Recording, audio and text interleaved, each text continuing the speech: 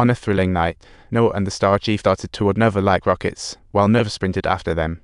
Just as the big star reached for him, Nova expertly leaped onto Noah. Just then, the big star stubbornly grabbed hold of Noah's horse, and Noah zoomed away like he stepped on the gas. Noah ran toward the stars over and over, as if it were an endless marathon, almost running himself off the map. The relentless Noah kept charging forward, while Nova hopped back onto the horse, but Big Star still had a grip.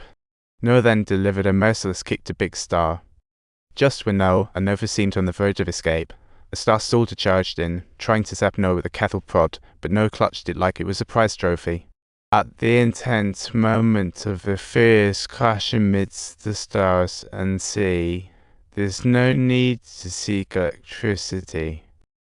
You don't want to get involved in county fairs. And just like that, Big Star watched Noah make his grand escape. To avoid being chased, Locke let a horse go as bait, and they successfully escaped. But Nova was calm as ever, leaving Locke turning his head in confusion. He curiously asked Noah what was going on. Noah swore up and down that Nova actually spoke just now. Locke could hardly believe that Nova could talk. They were having a heated argument when I shouted her name, May. I knew those stars were after you, and Nova added that there are even stranger beings out there. Locke and Noah were jaw-dropped at this news. Noah, full of curiosity, asked Nova why he didn't speak before.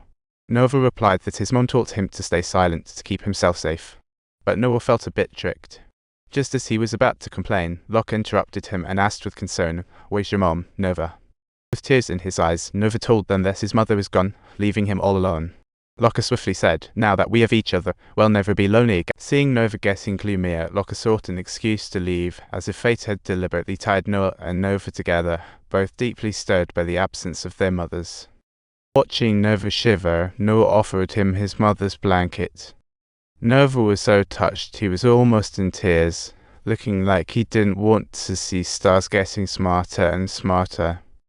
Under Nova's guidance, they found a hiding spot, but little did they know, they were stepping right into the trap. Just when they thought they could cross the wooden bridge, that Big Star Chief strutted up like a hunter on the prowl. It was too late to retreat when a Star Soldier ambushed Noah. Locke rushed to help, only to have another star snatch Nova away. Nova fought fiercely, but both fell into the river, and the star plunged into the water and was swept away like a fallen leaf. Just in time, Nova grabbed the net rope hanging from the bridge, while Locke cluelessly wondered how to help him, pulling the rope with all his might. Unfortunately, just as they thought they were in the clear, the rope snapped. Nova was almost swept away, and without hesitation, Locke dove into the river, trying desperately to push Nova. When Locke tried to climb, the rope snapped again. Luckily, he clung to the other side and avoided the current. Suddenly, a gorilla approached them, dagger in hand, making Noah's heart race as he sensed trouble brewing. The gorilla swiftly cut the rope in Locke's hands, and Locke vanished into the raging river. Noah could only watch in horror as his friend was lost, leaving both him and Nova heartbroken.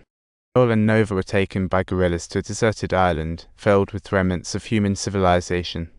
A masked tribe led by Caesar had set up base there. Then Nova was taken away, leaving Noah among the stars. Once outside, he discovered a group of fellow beings held captive, busy transporting explosives to a super-strong steel door. Just as Noah started to guess their plan, a familiar voice rang out behind him. It turned out to be Noah's friend, Suna. Seeing Noah alive, she was ecstatic and flustered. "You were dead. I saw you fall. You aren't hurt, are you?" Subsequently, Noah inquired of Suna where her mother was. Suna led Noah to meet her mother, who was overjoyed to see her son alive. They embraced tightly, and this long-awaited reunion warmed everyone's heart. Noah expressed his heartfelt regret for not saving his father, but his mother didn't hold it against him, as it wasn't his fault to begin with.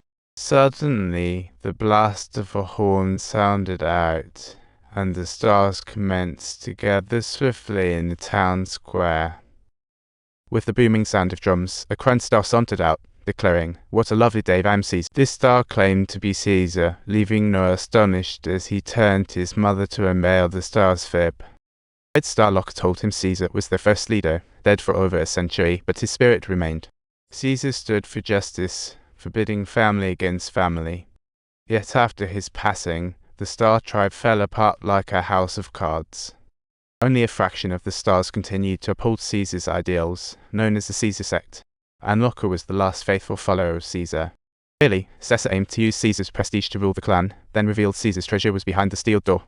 The path to opening it may be tough, but it's totally doable. As long as we work together, team up one by one. Caesar united everyone for the continuation of their kind, and now Caesar was using Caesar's name to pull the wool over their eyes. The aim was to siphon off the treasures in the cave. With Big Star's command, all the stars and horses began to pull on the ropes tied to the iron door with all their might. Even with the stars and horses pulling together, the iron door remained steadfast. Then leader Caesar signaled the stars to ignite the explosives in the door. Just a nudge to the wires, and fire erupted instantly. Caesar then commanded the stars to keep pulling at the door, but the outcome was a massive letdown. The ropes tied to the door snapped. The door stood unyielding, leaving Nerva to take a deep breath at the sight. He didn't want the stars to uncover the secrets inside the cave. Seeing all efforts fail to open the door, Caesar finally conceded for now. No witness Caesar's cruelty, willing to betray even his own kind.